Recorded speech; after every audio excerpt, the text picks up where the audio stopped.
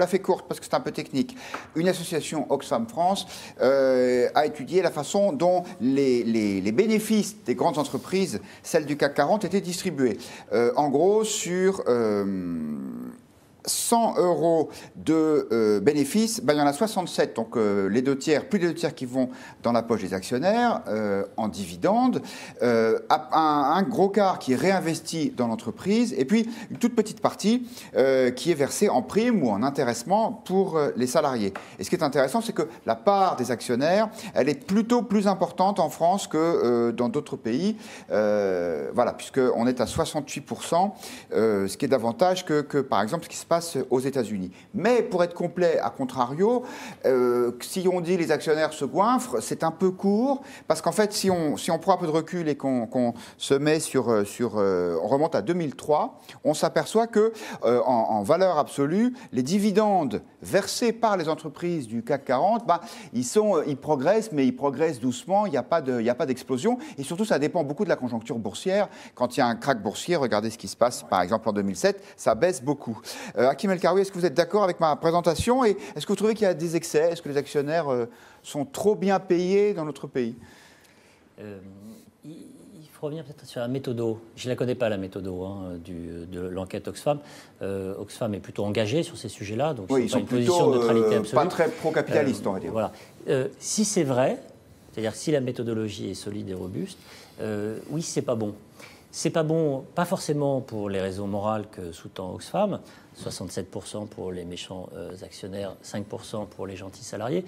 C'est pas bon parce que ça traduit quelque chose du fonctionnement de l'entreprise. Son incapacité à investir suffisamment et à distribuer de l'argent soit aux actionnaires, soit pour acheter ses actions. Bon, en général, c'est ça qui se passe. Donc si c'est ça, oui, c'est pas bon. Par ailleurs, mais on peut revenir à la question des syndicats. Moi, je trouve que les syndicats devraient se battre plus sur ces sujets-là que sur la question du statut du monopole des cheminots. Parce que les syndicats, ça sert à quelque chose dans la société. Ça sert à équilibrer la relation et le rapport de force, c'est encore un rapport de force, entre le capital et le travail.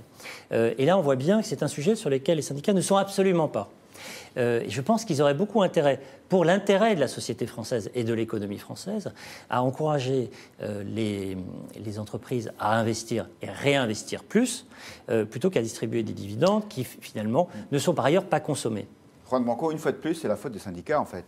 Bah oui, bien sûr. Mais par contre, il y a un petit problème avec un de vos graphiques. J'ai vu que ça commençait à 47 en 2003 et ça finissait à 51 en 2016. Et en fait, alors qu'entre-temps, il y a 35 qui est au-dessus de 47. Donc il y a une petite manipulation. Je ne sais pas si elle est volontaire ou pas. Mais... Absolument. Je suis sûr que les chiffres de départ et d'arrivée sont bons, mais vous avez raison. Il y a quelque chose qui ne va pas. Et de façon générale, 10% des dividendes reversés aux actionnaires dans les années 80, 30% en 2003 et 67% en 2016. Donc l'évolution est incontestable et en roue libre dans un déséquilibre qui est quand même catastrophique. Qui est catastrophique pourquoi? Parce qu'en fait, c'est le résultat de la financiarisation de l'économie, c'est-à-dire qu'on va à la recherche du profit au profit à court terme. Et ça, on a quand même des grands groupes d'investissement, des grands fonds d'investissement comme BlackRock qui s'en plaignent publiquement et qui disent qu'il y a un vrai problème par rapport à ça. C'est bien la preuve que ce n'est pas la conséquence de la financiarisation de l'économie, parce que BlackRock est l'exemple même de la financiarisation de l'économie, et BlackRock s'en plaint. Non, parce que BlackRock investit sur le long terme et dit on ne peut plus investir. Oui. On est obsédé sur les revenus, sur les chiffres trimestriels et sur les dividendes annuels, au lieu d'essayer d'investir sur le long terme. Et sur le long terme, en fait, on est en train de déstructurer complètement les sociétés.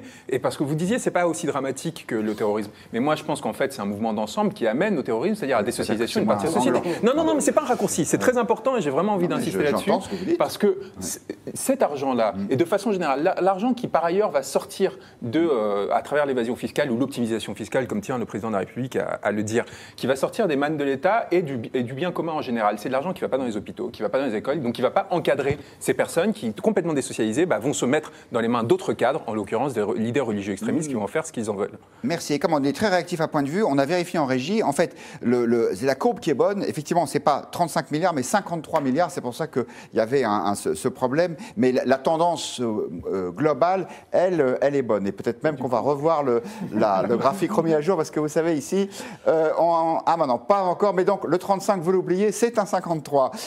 Arnaud Benedetti, comme je ne suis pas sûr qu'Alexandre Devecchio défend les actionnaires du CAC 40, je me tourne vers vous en disant peut-être que vous allez Non, je ne sais pas si je vais les défendre, c'est peut-être pas mon objectif en l'occurrence, mais deux choses sur les syndicats. Bon, on comprend pourquoi les syndicats sont absents, c'est qu'ils sont encore moins représentatifs dans le privé qu'ils ne le sont dans le public aussi. Cette raison expliquant vraisemblablement le fait qu'ils ne se soient pas saisis de ce combat. Mais bon, globalement, ça traduit quand même un état de la société française, ce diagnostic. C'est qu'il y a un climat aujourd'hui en France où le sentiment d'accroissement des inégalités ne cesse de grandir. Et c'est une réalité d'ailleurs, puisque toutes les études montrent quand même globalement qu'il y a un fossé qui grandit entre les plus riches, les très plus riches et les moins riches. Ça, c'est une réalité. Et je pense que quelque part, c'est une difficulté dans la conjoncture politique dans laquelle nous trouvons pour Emmanuel Macron. Alors, il n'est pas du tout responsable, forcément, de ces résultats, mais il participe parce qu'il renvoie à l'opinion de cette idée que, globalement, il y a des profits qui grossissent et qui grossissent au profit d'une minorité. Et je crois que là, en effet, c'est une limite pour son action politique à terme, parce qu'il y a quand même quelque chose qui est essentiel dans la société française et dans la culture politique française et dans l'histoire politique française, c'est ce sentiment qui est parfois peut-être un peu démagogique, mais qui est une réalité, c'est ce qu'on appelle la passion égalitaire. Et la passion égalitaire, quelque part, c'est vraisemblablement quelque chose qui, dans le macronisme, n'a pas été totalement intégré. Alors Alexandre, pardon, parce que j'ai peut-être préjugé de ce que vous alliez dire. Est-ce qu'on vous entend toujours? Parce qu'il y a peut-être un micro qui s'est décroché. On va le voir tout de suite, on va me le dire en régie. Est-ce que vous aussi, vous êtes... Il y a la passion, ben justement, c'est le vôtre. Alors, on va vous remettre votre micro. Voilà. Parce qu'au Figaro, c'est comme ça. Quand on dit du mal des actionnaires, on coupe le micro. Mais non, c'est pas vrai. La parole est libre. C'est ça, point de vue.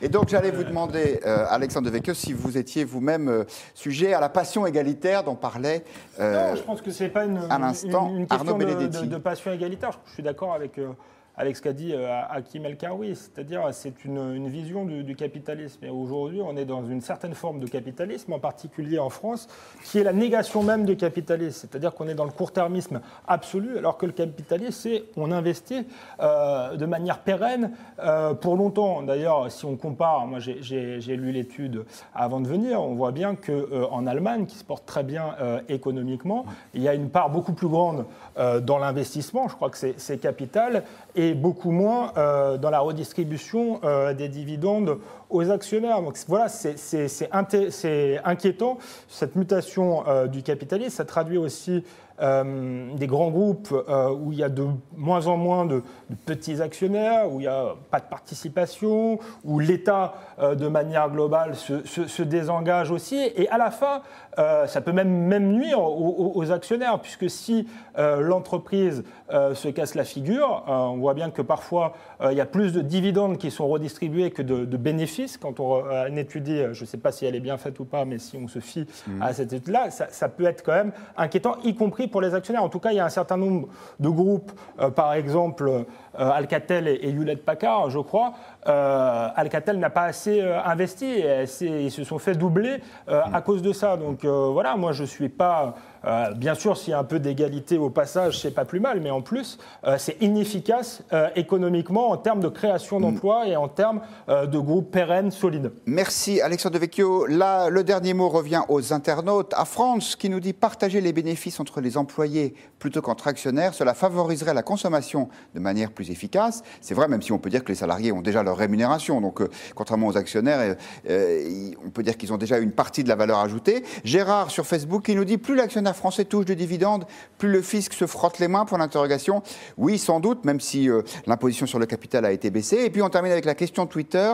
Est-ce que les actionnaires en France sont trop payés? Eh bien, pour 68% des internautes qui ont répondu, la réponse est oui. Merci à tous d'avoir suivi cette émission. On se retrouve demain, même heure, même endroit, avec Marie-Amélie Lombard. Bonsoir.